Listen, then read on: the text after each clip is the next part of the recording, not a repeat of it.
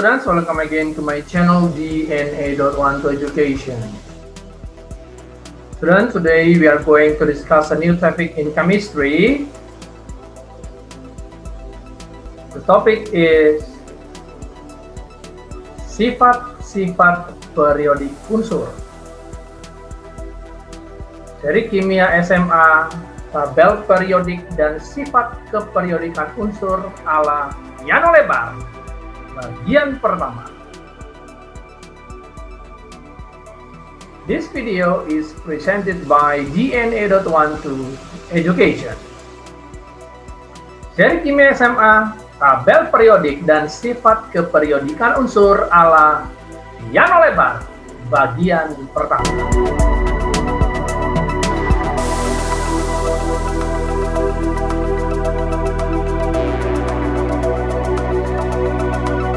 Oke, student, kita lanjut saja ya, langsung membahas tentang mengenal tabel sistem periodik unsur atau biasa dikenal dengan SPU ya. Mengenal sistem periodik unsur atau SPU, maka kita harus menghadirkan tabel periodik unsur tersebut. Yuk kita perhatikan, ini adalah tabel periodik unsur yang kita ketahui sampai sekarang. Nah, unsur-unsur yang disusun secara vertikal disebut dengan golongan. Jadi, golongan itu menunjukkan susunan unsur-unsur secara vertikal. Tabel sistem periodik unsur terdiri dari golongan A atau disebut golongan utama, yaitu 1A sampai 8A, dan golongan B yang disebut dengan transisi, yaitu golongan 1B sampai 8B. Nah, ini disebut dengan golongan B atau transisi. Jadi golongan B atau transisi itu ya diapit oleh unsur-unsur golongan A. Nah, ini dia golongan transisi atau disebut dengan golongan B. Jelas ya?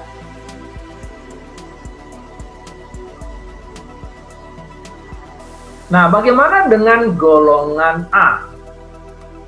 Golongan A itu berada pada posisi kiri dan kanan golongan B.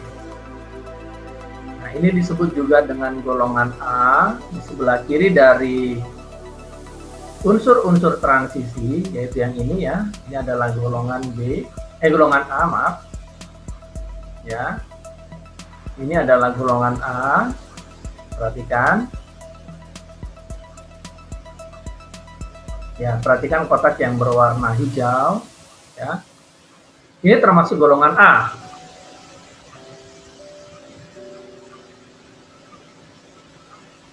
Nah, di sebelah kanan golongan B atau transisi juga termasuk golongan A, ya. Jadi golongan A itu mengapit golongan B atau golongan A berada di sebelah kiri dan kanan dari golongan B. Ya, perhatikan ini dia golongan A ya. Ya, ini dia golongan A juga. Jelas sampai sini? Jadi golongan A itu mengapit golongan B. Jelas ya sampai sini? Kita lanjutkan. Nah, sekarang apa yang dimaksud dengan periode? Ya. Nah, periode itu adalah susunan unsur-unsur secara horizontal atau mendatar. Ya. Ulangi. Periode itu berarti apa? Susunan unsur-unsur secara mendatar, ya. Nah, ada berapa periode? Ada 7 periode. Nah, secara mendatar seperti ini. Nah, ini disebut dengan periode 1. Ya. Ini disebut dengan periode 2. Ya. Ini disebut dengan periode 3, ya. Ini disebut dengan periode 4 ya, dan seterusnya ya, ada 7 periode ya. Ada 7 periode. Jelas sampai sini? Jadi periode itu adalah susunan unsur-unsur atau atom secara horizontal, ya, secara horizontal. Sedangkan golongan itu adalah susunan atom-atom secara vertikal. Jelas ya sampai sini? Jelas? Yuk kita lanjut. Nah, periode itu terdiri dari 7 periode, yaitu periode 1 dan 7 ya. Tadi sudah jelaskan. Nah, ini disebut dengan golongan 1A. Perhatikan panah hitam. Nah, ini disebut dengan golongan 1A karena vertikal ya. Dan ini lihat panah hitam sebelah kanan. Ini adalah golongan 8A. Ya. Nah, perhatikan dalam sistem periode unsur, dalam SPU sistem periode unsur, ya, perhatikan. Ya. Golongan itu biasa terbaca pada paling atas. Perhatikan, ini 1A, ya. Ini 2A. Nah, 3A bukan di sebelah sini, tapi di sebelah kanan. Nih, perhatikan ini 3A. Ya, 4A. Ini 5A. Ini 6A, 7A, ya, dan yang terakhir adalah 8A atau gas mulia. Oke, saya ulangi, golongan-golongan utama atau golongan A, ya, mengapit golongan B, ya, sampai sini. Sedangkan yang diapit golongan A disebut dengan golongan B atau transisi. Jelas ya? Nah, golongan A disebut dengan alkali, ya. Golongan A disebut dengan alkali yang ini. Oke. Golongan B disebut dengan alkali tanah. Oke. Golongan 3 disebut golongan boron. Golongan 4A disebut golongan karbon, ya. Perhatikan aja unsur pertamanya, yaitu menjadi lambang untuk penamaan golongan. Ya, golongan 5 disebut golongan nitrogen. Golongan 6A disebut golongan oksigen. Sedangkan golongan 7A disebut golongan halogen, ya, halogen atau garam, halos. Dan yang terakhir adalah golongan gas mulia atau disebut dengan golongan 8A. Jelas ya sampai sini? Jadi golongan itu artinya apa? Susunan unsur secara vertikal, sedangkan periode secara horizontal. Yuk kita lanjutkan. Bagaimana mengidentifikasi SPU ini ya? Bagaimana mengidentifikasi tabel SPU? Nah, ya seperti yang saya sebutkan tadi, ini adalah periode. Ya, ada 7 periode, yaitu periode adalah susunan unsur-unsur secara horizontal. Ya, ada 7 periode. Jelas ya? 7 periode. Ya, bacanya dari kiri ke kanan atau kanan ke kiri ya kalau periode. Nah, sekarang kita mencoba melihat bagaimana periode itu. Nah, ini contoh dari periode ya. Gerakan dari kiri ke kanan. Nah, maka ini disebut dengan periode 3. Nah, kita lihat satu lagi panahnya ya dari kiri ke kanan. Iya. Ya, ini yang disebut dengan periode 4. Jelas ya? Ya. Begitulah cara untuk menentukan periode pada SPU atau tabel sistem periode unsur. Nah, misalkan kita ambil contoh adalah ini adalah tellurium atau unsur atau atom Te. Ya, kita lihat secara vertikal berada pada golongan 6A. Berada pada golongan 6A. Atau dari mana di sini ya? 6A. Tetapi secara horizontal, kita perhatikan, nah itu dia, berada pada periode 5. Betul ya, berada pada periode 5, yang ini ya. Betul ya, periode 5. Nah, kita bisa simpulkan bahwa tellurium ini berada pada unsur tellurium berada pada golongan 6A dan periode 5. Ulangi, unsur tellurium berada pada golongan 6A dan periode 5. Jelas ya? Nah, demikian juga saya kasih satu contoh lagi, ya. Saya kasih unsur aurum. Perhatikan ya. Unsur aurum atau atom aurum. Nah, kita perhatikan dulu golongan dan periodenya pada golongan berapa dan periode berapa. Nah, aurum ya, kalau kita tarik secara vertikal, nah itu dia. Dan secara horizontal, oke. Aurum ini berada pada golongan 1B dan periode 6. Ini dia. Betul ya? Sehingga kita bisa simpulkan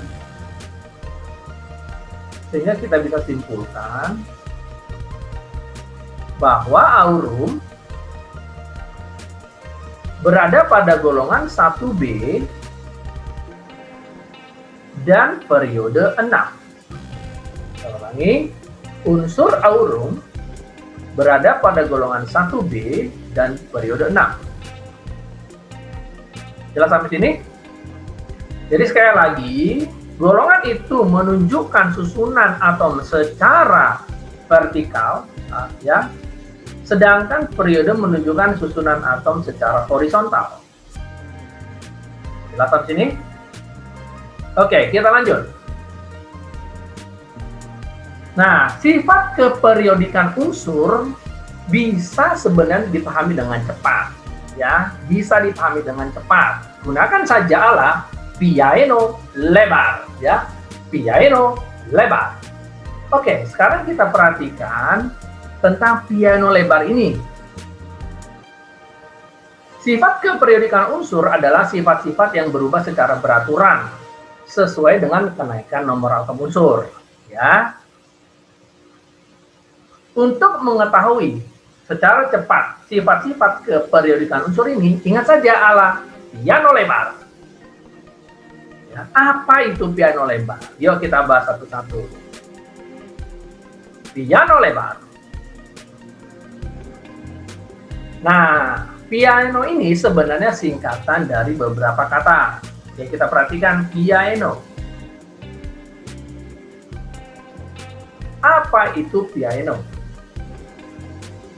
Ya, piano disusun oleh 5 kata, yaitu PI, A, E, N, dan O, yang merupakan sifat keperiodikan unsur. PI artinya potensial ionisasi atau energi ionisasi. A artinya afinitas elektron. E artinya elektronegativitas. N artinya nomor atom. Dan O artinya oksidator. Ya, jelas ya, piano. Sedangkan lebar, perhatikan lebar, disusun oleh 3 kata. Ya, pertama, le atau logam, ya, sedikit pemaksaan ya. Kemudian BA berarti sifat basa. Dan yang ketiga adalah R atau radius atau jari-jari atom. Jadi piano lebar adalah sifat-sifat keperiodikan unsur. Ya, kalau ditanya tentang sifat keperiodikan unsur, ingat piano lebar. Yuk kita bahas satu-satu tentang piano lebar. Namun sebelumnya, bagaimana sih cara memahami piano lebar dalam sistem periode unsur? Kita lihat yuk materi berikutnya. Maksudnya alat piano lebar, ya, piano lebar. Potensial ionisasi, afinitas elektron, elektronegativitas, nomor atom oksidator. Dan lebar, sifat logam, basa, dan radius atau jari-jari atom. Ya, perhatikan tabel SPU berikut ini. Ya, kita akan mengidentifikasi maksud dari piano lebar berdasarkan tabel periodik unsur atau SPU. Nah, dalam satu periode dari kiri ke kanan, sifat piaino cenderung makin tinggi atau makin besar. Ulangi, dalam satu periode, sifat periode unsur dari kiri ke kanan, sifat piaino makin besar, cenderung makin naik. Jelas? Artinya, dari kiri ke kanan, potensial ionisasi makin besar, afinitas elektron makin cenderung naik, elektronegativitas semakin naik, nomor atom cenderung makin naik, dan sifat oksidator semakin naik. Jelas? Oke. Nah, dalam satu periode dari kiri ke kanan, sifat piaino makin besar atau naik.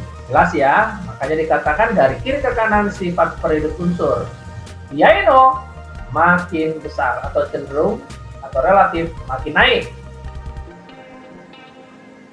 Nah, bagaimana dengan sifat lebar? Perhatikan, sifat lebar cenderung berlaku untuk satu golongan ya. Ingatnya, dalam satu golongan, saya ulangi, dalam satu golongan, sifat lebar makin besar atau cenderung naik. Artinya dari atas ke bawah dalam satu golongan, sifat logam makin besar, sifat basa makin besar, dan radius atau jari-jari atom makin besar. Dalam satu golongan dari atas ke bawah, sifat lebar makin besar atau cenderung naik.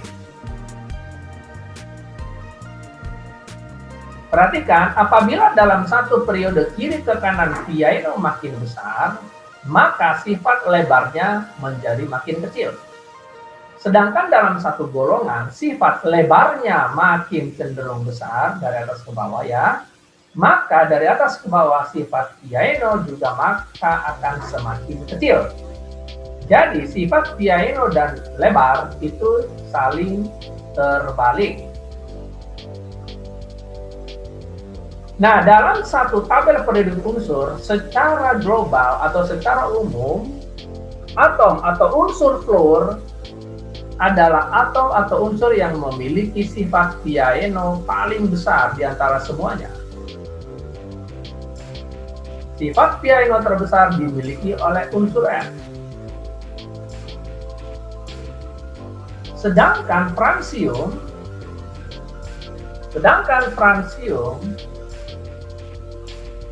sifat lebar terbesar dimiliki oleh unsur ini. Secara umum atau secara general, sifat lebar terbesar dimiliki oleh unsur fransium karena dia berada pada posisi kiri bawah ya. Nah, kita lihat contoh. Perhatikan, kita lihat contoh pada periode 4 ya. Dari SC, TIP sampai Zn ya, berarti dari periode unsur-unsur transisi ya. Dari kiri ke kanan, maka kita dapat simpulkan bahwa pada periode 4 unsur transisi dari SC sampai Zn, pada unsur periode 4 ini sifat piaino terbesar dimiliki oleh Zn dan sifat lebar terbesar dimiliki oleh SC. Ingat, sifat piaino dari kiri ke kanan makin besar. Artinya, dari kiri ke kanan sifat lebarnya juga akan makin kecil. Ingat, dalam satu periode dari kiri ke kanan sifat piaino makin besar dan otomatis sifat lebarnya makin kecil. Jelas sampai sini? Ya, kita lihat contoh satu lagi. Bagaimana dengan unsur-unsur golongan 4A? Perhatikan, unsur-unsur golongan 4A. Yang dimulai dari C, Si, sampai Fl. C sampai Fl berarti berada pada satu golongan. Pada satu golongan dari atas ke bawah, sifat lebar makin besar. Artinya, sifat piaino akan makin kecil. Maka bisa diambil kesimpulan, pada unsur golongan 4A, sifat piaino terbesar dimiliki oleh C, dan sifat lebar terbesar dimiliki oleh Fl. Jelas ya? Jadi sekali lagi, dalam satu golongan sifat lebarnya makin besar atau cenderung naik, sedangkan sifat piano akan cenderung makin menurun atau kecil. Jelas sampai sini? Ini dia maksudnya ala piano lebar. Sifat-sifat keperiodikan unsur dapat dipahami secara cepat dengan menggunakan konsep ala piano lebar.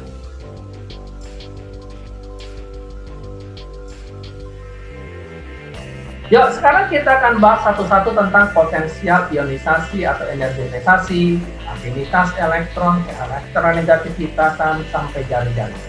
Nah, kali ini kita akan coba bahas dulu tentang potensial ionisasi atau energi ionisasi. Ya. Apa itu potensial ionisasi atau energi ionisasi? Potensial ionisasi atau yang disebut energi ionisasi adalah energi minimum yang diperlukan oleh atom netral dalam keadaan gas agar dapat melepaskan satu buah elektron pada kulit terluarnya. Ingat, potensial ionisasi bicara energi minimum untuk melepaskan elektron atau elektron valensinya. Ya. Ingat konsep piano lebar. Ya. Untuk lebih jelas, perhatikan tabel SPU berikut ini. Dalam satu periode dari kiri ke kanan, potensial ionisasi makin besar. Ingat, dari kiri ke kanan, piano makin besar. Ya, dari kiri ke kanan, sifat piano makin besar. Jelas ya? Artinya dalam satu periode kiri ke kanan, potensial ionisasi makin besar. Artinya, semakin besar elektron valensinya, maka semakin besar energi yang dibutuhkan untuk melepaskannya. Oleh karena itu, dalam satu periode, makin ke kanan elektron valensi makin besar. Akibatnya, energi yang dibutuhkan untuk melepaskannya makin besar. Logikanya, jika energi yang dibutuhkan untuk melepas satu elektron 2 kJ per mol, maka untuk melepaskan 5 elektron valensi akan menjadi 10 kJ per mol.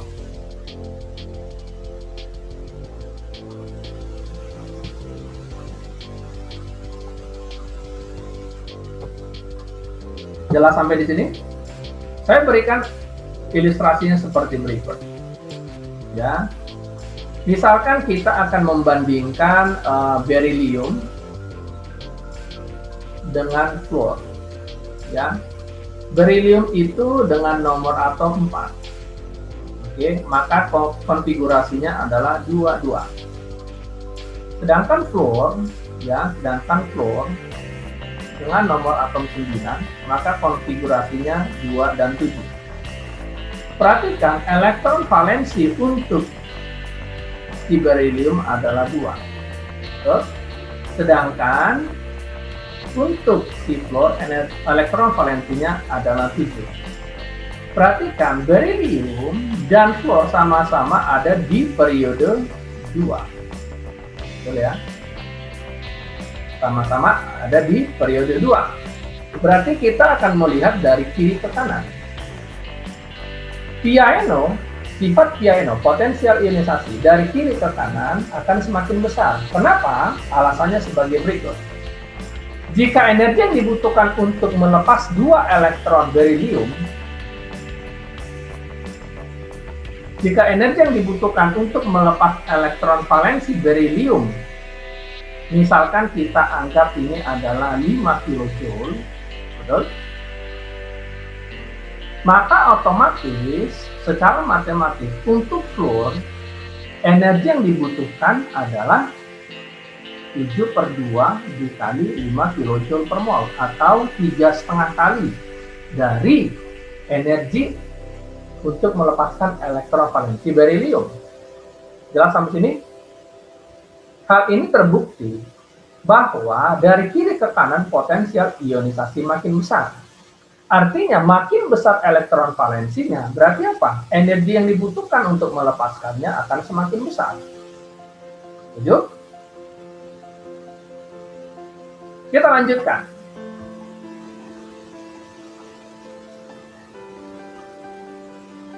Nah, dalam satu golongan dari atas ke bawah, sifat lebar makin besar. Atau sifat dari piano akan menjadi semakin kecil. Dalam satu golongan atas ke bawah, potensial ionisasi makin kecil. Alasannya adalah sebagai berikut. Ya, perhatikan alasannya sebagai berikut. Kenapa dalam satu golongan atas ke bawah, potensial ionisasi makin kecil? Demikian juga dalam satu golongan makin ke bawah, dari atas ke bawah, potensial ionisasi makin kecil. Karena apa? Jari-jarinya makin besar. Nah, ini dia faktor yang mempengaruhi kenapa dalam satu golongan potensial ionisasi makin kecil. Ketika jari-jari makin besar, maka gaya tarik inti atom ke elektron terluarnya makin lemah. Akibatnya, ketika gaya tarik makin lemah, maka energinya juga akan semakin lemah. Jelas ya? Dalam fisika, jarak berbanding lurus dengan energi. Jika jaraknya makin jauh, maka energinya akan semakin kecil. Gaya tariknya akan semakin kecil. Betul? Gaya tariknya akan semakin lemah. Sehingga dalam satu golongan dari atas ke bawah, potensial ionisasinya makin kecil. Jelas sampai sini?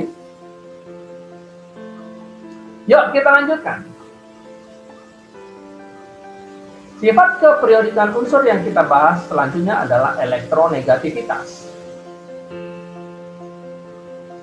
Keelektronegatifan atau elektronegativitas atau disebut dengan skala Pauling adalah ukuran kecenderungan suatu atom untuk menarik elektron dan mengikatnya dalam atom tersebut.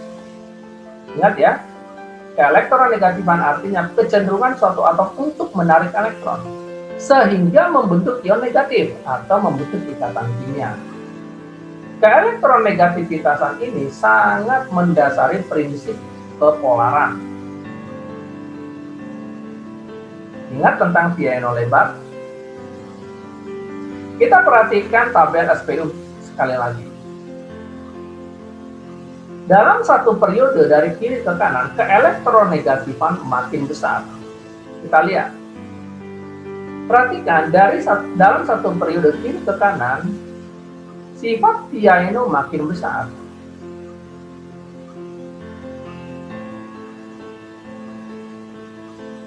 Artinya dari kiri ke kanan, keelektronegatifan akan cenderung makin besar. Artinya semakin besar elektron valensinya, maka semakin besar kecenderungan menarik elektron. Oleh karena itu dalam satu periode makin ke kanan elektron valensi makin besar, maka makin kuat menarik elektron sehingga makin bermuatan negatif atau anion. Logikanya, misalkan kita ambil senyawa HCl.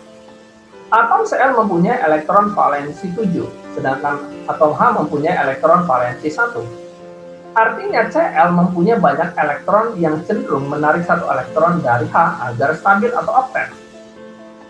Jadi jelas, keelektronegatifan dari kiri ke kanan semakin besar. Hal ini juga jadi alasan mengapa HCl bersifat polar. Karena Cl yang kaya elektron akan lebih kuat menarik H yang miskin elektron. Maka HCl kita bisa katakan dia bersifat polar. Sedangkan dari atas ke bawah, sifat piano akan semakin kecil. Dalam satu golongan atas ke bawah, keelektronegatifan makin kecil. Ingat, dari atas ke bawah yang makin besar itu adalah sifat lebar. Artinya sifat piano akan menjadi makin kecil. Jelas sampai sini tentang elektronegativitas? Ya.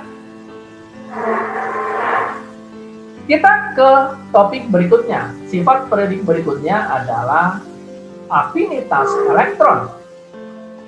Apa itu afinitas elektron? Afinitas elektron adalah energi yang dilepaskan atau yang diperlukan saat masuknya elektron ke dalam atom atau ion dalam keadaan gas. Makin negatif nilai afinitas elektron, makin besar kecenderungan unsur tersebut dalam menyerap elektron atau kecenderungan membentuk ion negatif. Ingat tentang piano lebar sekali lagi. Kita lihat tabel SPU atau tabel periodik unsur. Dalam satu periode kiri ke kanan, afinitas elektron makin besar. Yuk kita lihat, menurut Piano.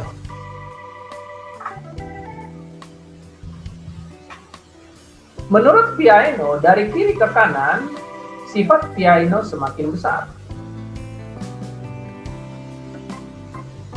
Piano semakin besar. Artinya, bila ditinjau untuk unsur seperiode, umumnya memiliki afinitas elektron meningkat dari kiri ke kanan, karena jari-jari atom semakin kecil.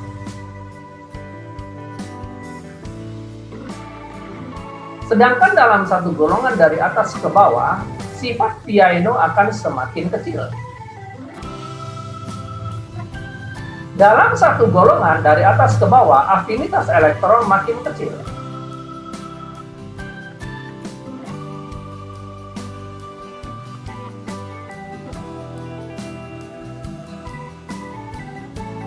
Jelas sampai sini? Alasannya adalah secara umum afinitas elektron unsur segolongan nilainya menurun dari atas ke bawah karena ukuran jari-jari atom semakin meningkat. Jadi afinitas elektron ini sangat berhubungan dengan jari-jari atom.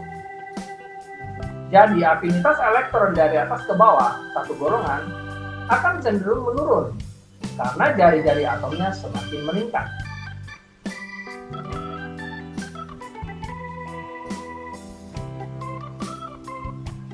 Oke, kita akan lanjut membahas tentang sifat keperiodikan unsur, yaitu tentang radius atau jari-jari atom.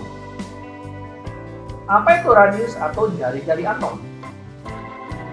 Jari-jari atom yaitu jarak dari inti atom ke orbital elektron yang paling luar yang stabil pada suatu atom dalam keadaan setimbang.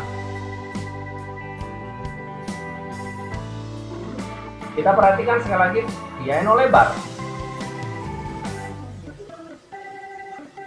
Yuk, kita lihat tabel periodik unsur sekali lagi. Dalam satu periode kiri ke kanan, jari-jari atom makin kecil. Lihat, dalam satu periode kiri ke kanan, sifat piano lah yang makin besar. Artinya, sifat lebar akan semakin kecil. Jelas ya? Kalau jumlah kulit dari dua atom sama banyak, maka yang berpengaruh terhadap panjangnya jari-jari atom yaitu muatan inti atom. Apabila inti atomnya semakin banyak, berarti semakin besar juga muatan inti dan gaya tarik inti atom terhadap elektron lebih kuat. Jadi elektron lebih mendekat ke inti atom. Itulah sebabnya dari kiri ke kanan, jari-jari atom makin kecil. Tetapi dalam satu golongan dari atas ke bawah, sifat lebar makin besar atau piano makin kecil. Dalam satu golongan dari atas ke bawah, jari-jari atom makin besar atau sifat lebarnya makin besar. Ya, R itu mewakili radius atau jari-jari atom. Apa alasannya? Ini dia. Ya, mengapa dari atas ke bawah jari-jari atom makin besar? Hal ini disebabkan jumlah kulit yang ada pada elektron semakin bertambah. Saya ulangi, hal ini disebabkan jumlah kulit yang ada pada elektron semakin bertambah. Itulah sebabnya dari atas ke bawah satu golongan jari-jari atom makin besar. Jelas sampai sini? Oke, students. Itulah tentang sifat-sifat keperiodikan unsur. Silakan nonton video-video saya selanjutnya di DNA.12 Education. Selamat belajar.